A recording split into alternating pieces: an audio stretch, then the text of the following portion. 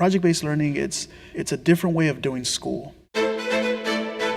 You're working together, and also you're learning a lot about the concept and what your teacher's teaching you. And when you're researching, you get to learn more about it and learn while having fun. So doing a project gives us a hands-on experience. You actually get to experience how people in the real world do it. This needs to be done in 12 minutes. You get to see students show you what they know. A balanced force has the same speed and same weight, and they balance each other out. But just like life. With the Maya Angelou part, she went through a lot, but still she was a strong woman. 20 newtons being pushed to the left and 20 newtons on the other side being also pushed to the left, that's unbalanced. I had a deeper understanding of how heat energy works in the real world. Transformation, that's what I'll say that PBL can do for our campus.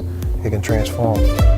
So at the beginning of the year, I was freaking out. I said, how am I supposed to do this? The teachers need to be trained in PBL. The Link Learning Department has helped provide enhanced professional development for teachers related to project-based learning so that they are able to make those critical connections across the disciplines with the students. It's a lot of planning. Planning time. It really is about the planning. A lot of planning. It's a lot of work. It requires me to sit down with my curriculum and know exactly what it is I'm supposed to be teaching. We wanted to celebrate poetry. We need to make sure that we cover our standards. We call them TEKS here in Texas. Get started on your proposal. I go through and read all the TEKS and then see which ones I can connect to one project. So it takes their content and makes it into a problem or a challenge or a driving question that kids are then saying, you know what, I want to figure this out. Maybe put some more over your... Because when the students are more engaged in what they're doing, they're more willing to come to your class. The classroom environment is awesome. That limits discipline issues. It helps tremendously with behavior because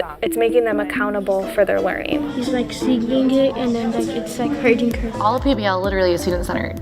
I think the only time I present something is when I presented the problem. Other than that, it's on the kids. It's 80. They have to use critical thinking skills. They have to use collaboration skills in order to come up with a final product. So our job is to find those real world products. It could be something tangible or a presentation or a solution to a problem. So it's not remote memorization. I'm going to have to regurgitate this later. It's no, I have to understand this because I have to apply it to some deeper meaning. The demand on them may be greater, but they're willing to, step up to the challenge and accomplish those goals with the project-based learning.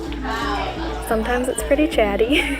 So it can stick and be flat. But the conversations they're having are about what they're working on. I hear what they're saying. It's easier for me to check in on what they're understanding, maybe what they're not understanding. Teachers are grouping students based on need. They're making sure that students know what the goal for the day is. Teaching and learning is happening based on our rubric and based on our results too. And then you feel good about yourself as a teacher, yeah, I did that. So it's really cool.